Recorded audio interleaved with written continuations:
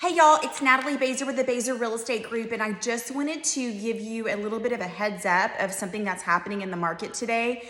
January 28th, I believe, is Cybersecurity Day. But I wanted to kind of talk to you really quickly before I go to my next appointment about a situation we're seeing a lot. If you have property, you own property here in the state of Texas, we are seeing a major uptick in people trying to sell your property out from underneath you. And you think, oh, there's no way that can happen. It's happening. One of my friends who happens to also be a real estate agent recently had a man call her. He told her he was from Texas, but he wasn't in San Antonio at the time, and he needed her to sell a piece of property. So she went over to the property, put a sign in the yard, put the house or the piece of property on MLS, got a buyer went through a title, and it wasn't until the actual true owner of the property went to go pay his taxes here at the end of the year, found out from Bexar County that his taxes had already been paid. And he said, who paid my taxes? I haven't paid my taxes yet. And Bexar County said, oh, XYZ title company paid your taxes last week. And so he went to that title company and found out that his property had been sold. And you think, how can this happen? Well, another situation that I happened to one of my clients, her dad had a piece of property over off 281, and he drove by just randomly one day, and there was a for sale sign in the property. So he picked up the for sale sign because he was like, this for sale sign must be on the wrong piece of land. Someone must have put a for sale sign on the wrong piece of land. Well, he took the sign, threw it in the back of his truck, didn't think anything of it. And about 2 weeks go by, and frantically my client calls me and they say, hey, guess what? Some title company just called and said that someone had a fake passport with both of my parents' information on it and a fake driver's license. And they were trying to sell that property, the one that he drove by with the sale sign in it. So the same scam had happened to another real estate agent.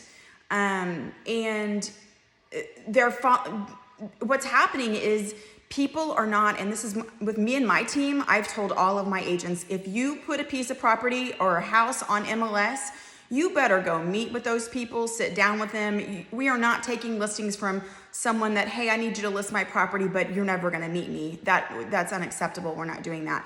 But what I wanted to tell you is it's really happening a lot with vacant land. It's easy to do with vacant land, apparently. I think it'd be a little bit harder to sell your house from underneath you because people want to come inside and see the house. And if you randomly had someone knock on your door and want to see your house, you would be alerted. But it can still happen. If there's vacant houses out there, it's happening too. So what I wanted to address really quick is how can you prevent this or help prevent this?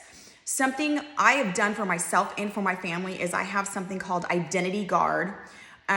It's online. I found them online, and I started this about 3 years ago. What it does, it's like a LifeLock. It blocks down, it like shuts down your credit, and it doesn't shut it down, but like you have to give a PIN number anytime you want to go buy a car or whatever. You have to provide the PIN number for anyone to run your credit.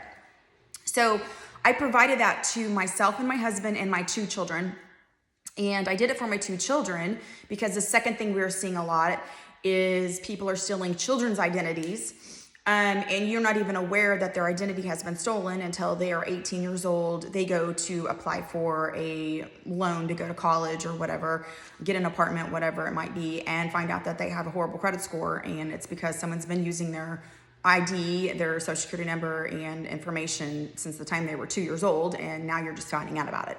So if you see credit card applications, anything like that come to your house in your child's name, that is your number one red flag to figure something out and get on an Identity Guard or a LifeLock. So I called Identity Guard when all this started happening, and I asked them, hey, do y'all have a title lock program? And they said, absolutely, we have one. So I added it to my program. And basically what it is anytime something happens on a title of something that I own, I get an alert. So it alerts me right away when something has happened. And that way, or is something like maybe a title company has pulled the title commitment, which is the very beginning stages of selling a piece of property or a home. When title pulls that, I should be getting an alert and it says, hey, Natalie, someone just ran title on your property. And that's when I immediately need to jump in and find out what's going on. And this should catch it before money's exchanged and your property has been sold. So identityguard.com, really good one.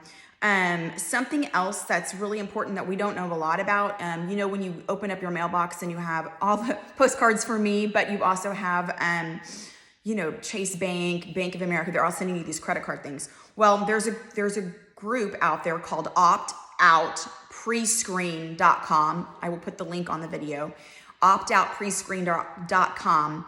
You can go on there, put your information in, and it stops those credit card applications from coming to your mailbox. So it can A, get stolen from your mailbox, but B, the good thing about it is typically when you opt out of these pre-screens, it raises your credit score. It's a simple way to raise your credit score, so why not do it? Anyway, I know this video has gone over one of my longer videos, but it's very passionate to me for you guys to be taking care of your credit, because that is your lifeline to buying cars, buying houses, investing in your own lives, whatever that may be. If you have questions in regards to any of these issues, or you want to call me and just ask me, hey, what did you do here? How do you feel about this? What about this program? Feel free to call me. I'm happy to answer those questions for you. My phone number is 210-875-8271. I am a very busy person, so if you leave a voicemail, I will call you back. Best thing to do is text me. I love text. Text me, say, hey, it's Jim, or whatever your name is, and I want to talk to you about cybersecurity. Feel free to call me. I'm happy to help. And once again, if you need anything real estate-wise, whether it's purchasing, selling, thinking about investment properties, you've got a probate issue, anything like that, feel free to call. Love helping people. These are just some of the things that are very passionate to me. Cybersecurity and probate and investment properties, I love working with them. But I also love, ultimately working with everybody in real estate. It's super fun. It's a passion of mine. I love what I do. And if you need anything, feel free to reach out. Thank you so much. Have a great day, and I look forward to hearing from you.